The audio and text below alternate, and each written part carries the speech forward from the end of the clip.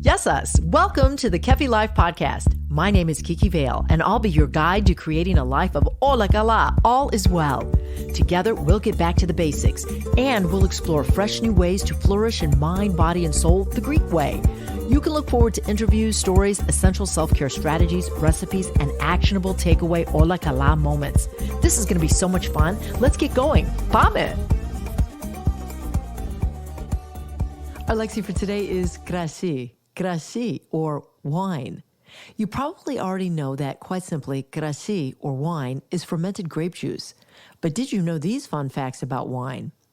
Cleopatra's favorite wine is the ancient Greek Krasi, Muscat of Alexandria, still made today. Chateau de Goulet, possibly the oldest operating winery, was built in the year 1000. In the year 1857, the first commercial winery operation in California in Sonoma, called Buena Vista Winery, was established. And as the year 2000, France is the oldest, largest producer of wine in the world. Italy is the second. Next time you're celebrating, raise your glass of Krasi and share a yamas to our health with those at your table.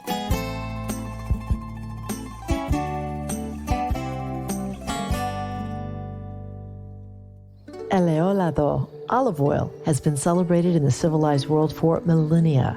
Nearly eternal, the oil of this fruit has been more than just food to the cultures of the Mediterranean region. It's been medicinal, ceremonial, sacramental, and the foundation of great wealth and power. It is safe to say that olive oil is the ethos, the essence of Greek culinary culture. Today, the priceless and life-giving ingredients of this liquid gold can be delivered to you when you purchase your premium bottle of Kefi Life extra virgin olive oil from the region my parents were born, the Peloponnese. The coveted Koroneiki olive is extensively cultivated here in the southern part of Greece, which offers the unique microclimate needed to grow a fruit netting the utmost nutrient value for extra virgin olive oil. Kefi Life extra virgin olive oil, a boundless amount of value, high in antioxidants with anti-inflammatory properties, linked to good mood and improved mental health. Get your bottle of wellness today when you visit kefilife.shop.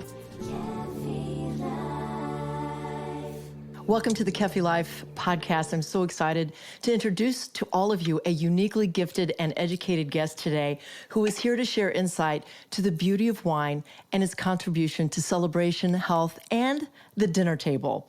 I would like to now welcome Executive Wine Director Alex Sarovich of Little St. Healdsburg in California.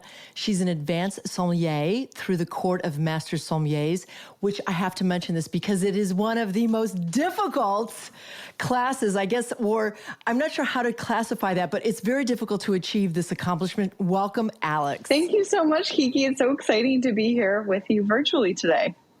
And it was a really hard certification to achieve, and it's an honor to celebrate that with you today. So thank you. Oh, well, thank you, and congratulations, firstly. Thank you very much. And secondly, how difficult was it? Like when we say this is like one of the hardest or most difficult sommelier certifications to secure, what is so challenging about it? So what's challenging about it is the world of wine is so broad, and the exam covers all different regions. So unlike when you study in college and you're like, okay, I'm going to go in and I'm going to study accounting, and you know that you're going to go directly in and studying tax, etc.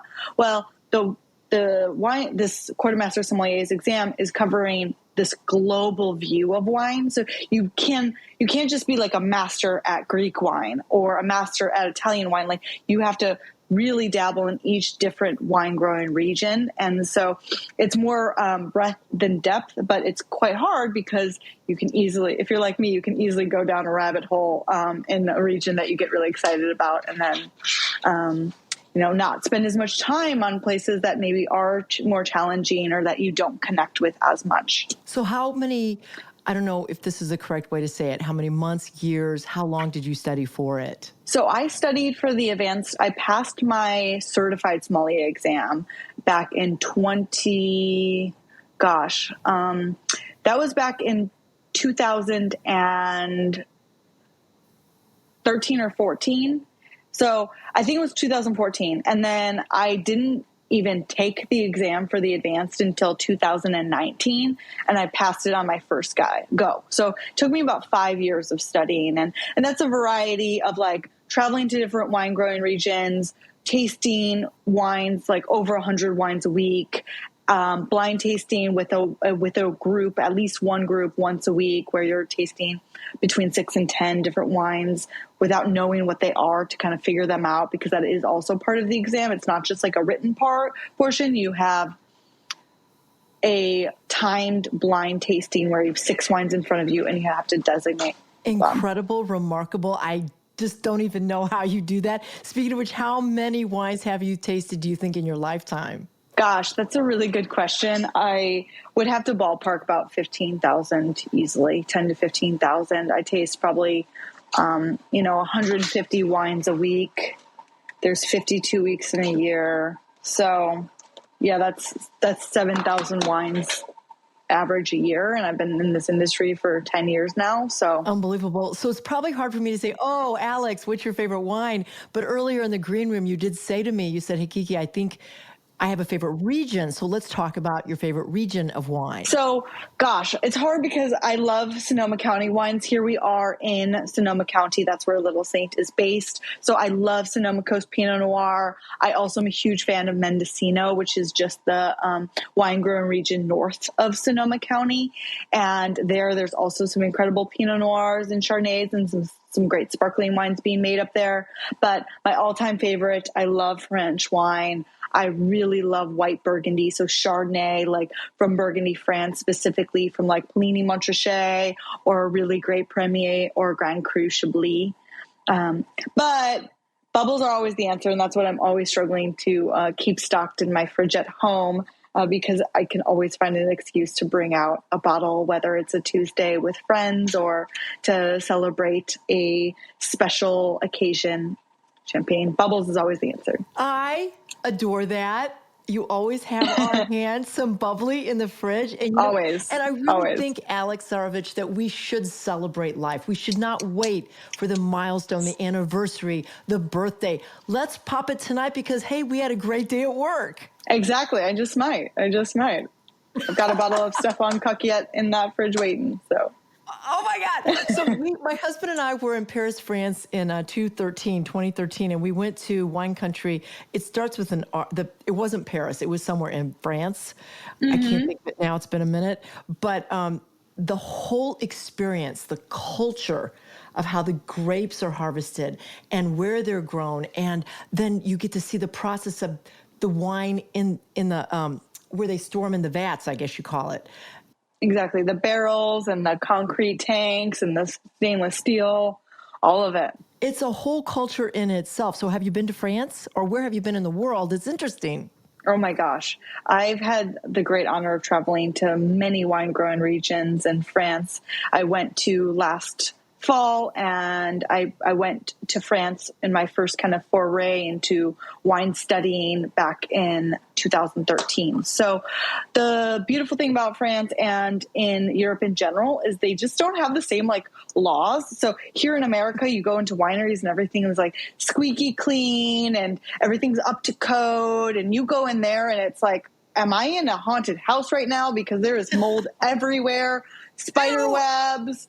And I truly think that because you're going into these deep cellars, and most of these cellars were built hundreds of years ago, and they want to keep that natural, like we talk about our health and the microbiome inside of our bodies. Like these wineries care so deeply about maintaining the yeast and the mold in their cellar walls, because that's what attributes to a healthy fermentation for their wines, and then also attributes to some of that uniqueness in the glass even. There's something to say about clean wine, a clean wine. And so I don't know if it's a movement, but I do want to talk about the movement in alcoholic beverages. You said earlier, you spoke about the non-alcoholic, and also now we're talking about clean. Let's talk about those two ideas with wine and alcoholic beverages. Absolutely. So clean wine and natural wine, those are terms that are a bit like a moving target, because it's not,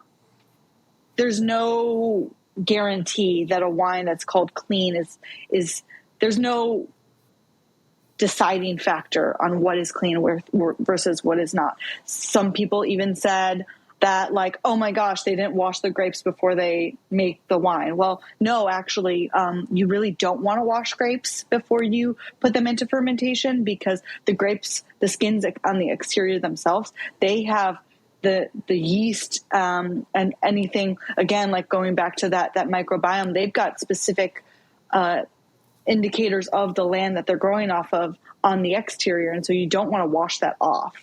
And you also water down the wine when you're washing it off, because then there's no way to like dry the grapes afterwards before you ferment them. So then you're losing some of that intensity and complexity within that. But when you go into clean wines, most of the time what people are talking about is additives, because a bottle of wine does not require a nutritional facts label on it. And so unfortunately, some producers, especially large brands that you do find in like big box retailers and grocery stores, they do add things to the wine because they are making it in such large quantities that unfortunately they have to kind of turn those dials and make it taste a certain way. So that way it's consistent from year after year, and one batch tastes like the other one, etc. So my thought with clean wine is if you're looking for a wine that doesn't have additives, is farmed organically, and is going to, make you feel good after you have a couple of glasses and not like give you a terrible headache, go to a local wine store, support the small businesses in your area, and check in and ask them, hey, I'm looking for a organic wine. I'm looking for a wine that doesn't have additives, and they'll guide you to the right bottlings there. It's a little bit harder if you're going to a big box retail and you're like, I'm looking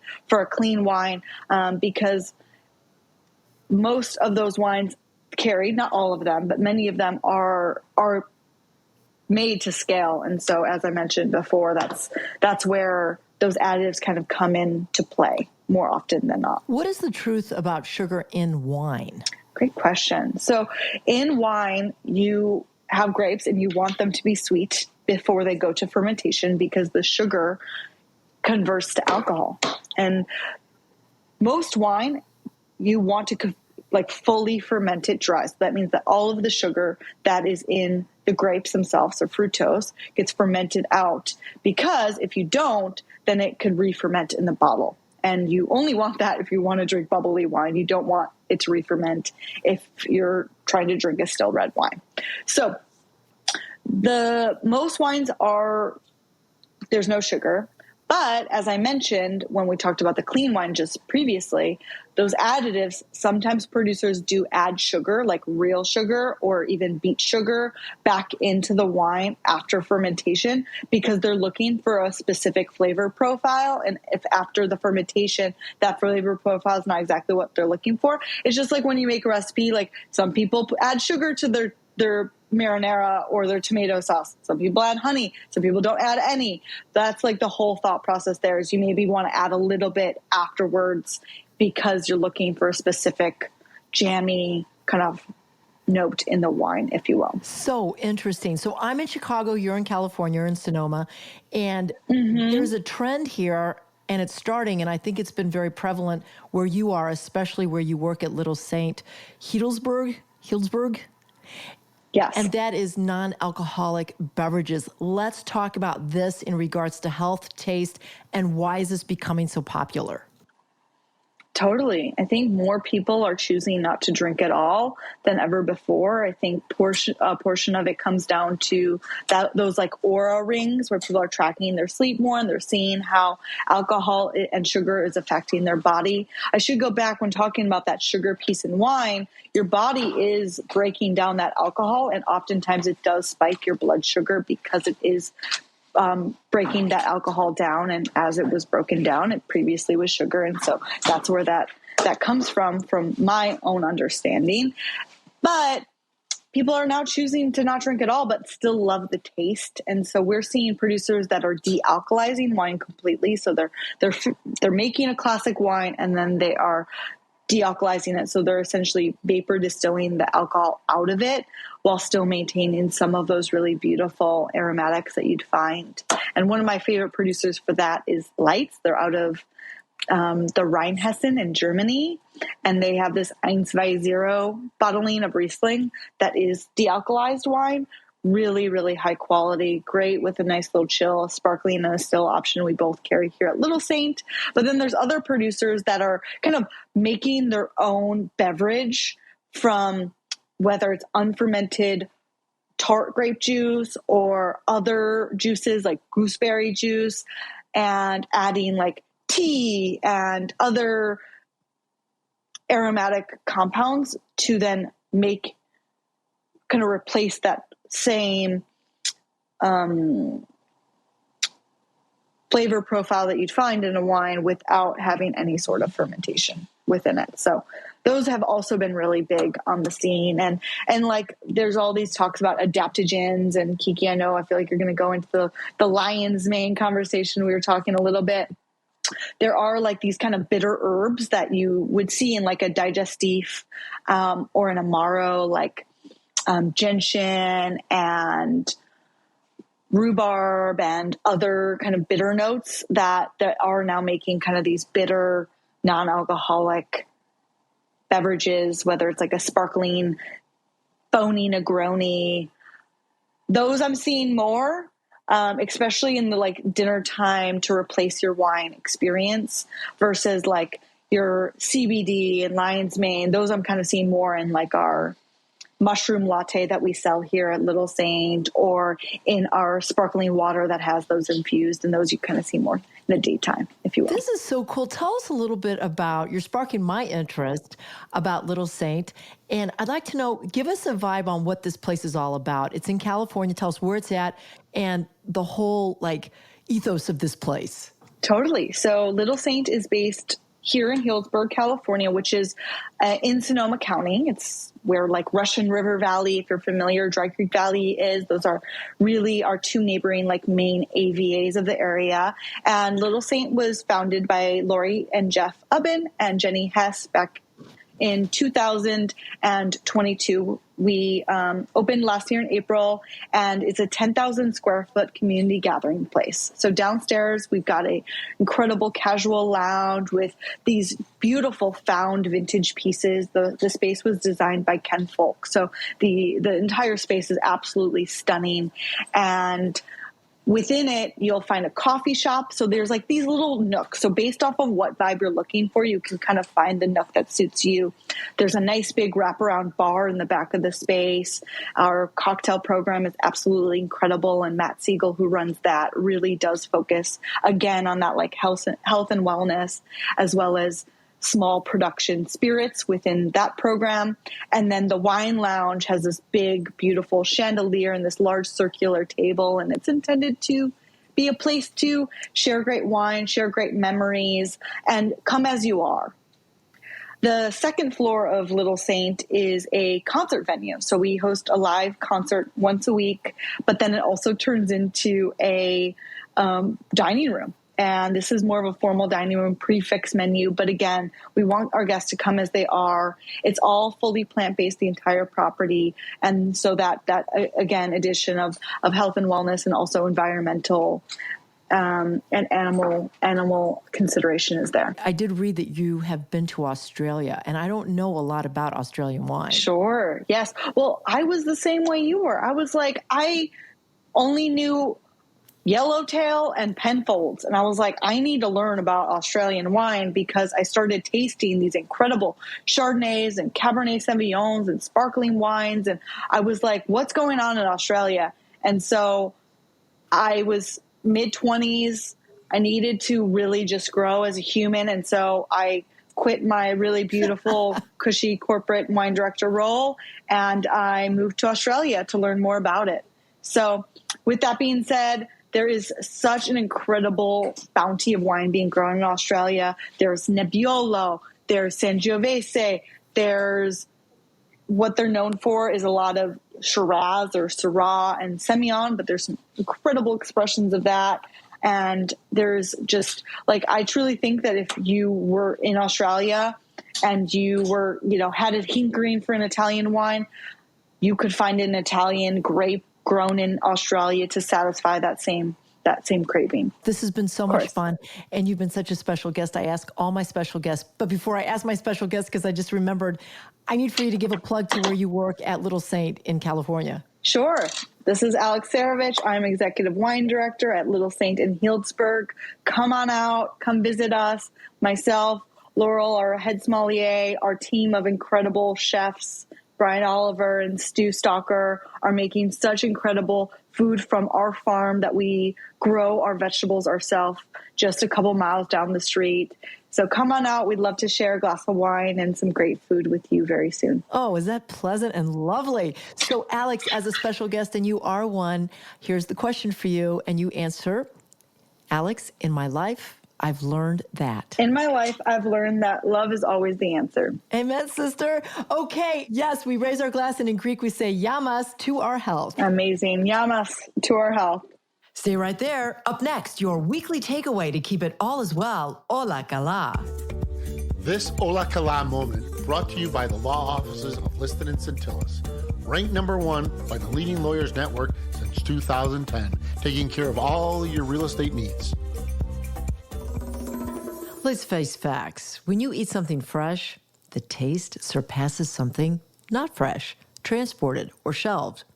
Next time you're on vacation or in the area of a farm-to-table restaurant, consider it for your dining experience. In its purest, most honest form, farm-to-table means the table is actually at the farm, and cooks or chefs prepare and serve the food at the farm. This healthy relationship allows farmers to benefit by being able to reap more of the profit of their goods, and restaurants are motivated by the quality and freshness of the food they get and serve to their patrons. Want to be ola kala all as well? When you eat fresh. Kefi L is the founder of Kefi Life. She is passionate about whole person wellness and living a fulfilled life. Her Kefi Life podcast is created to simply and naturally help you harmonize the mind, body, and soul the Greek way. Visit KefiLife.com and check out Kefi Vale on LinkedIn and on Twitter. Join us again next time for more positive energy and inspiration on Kefi Life.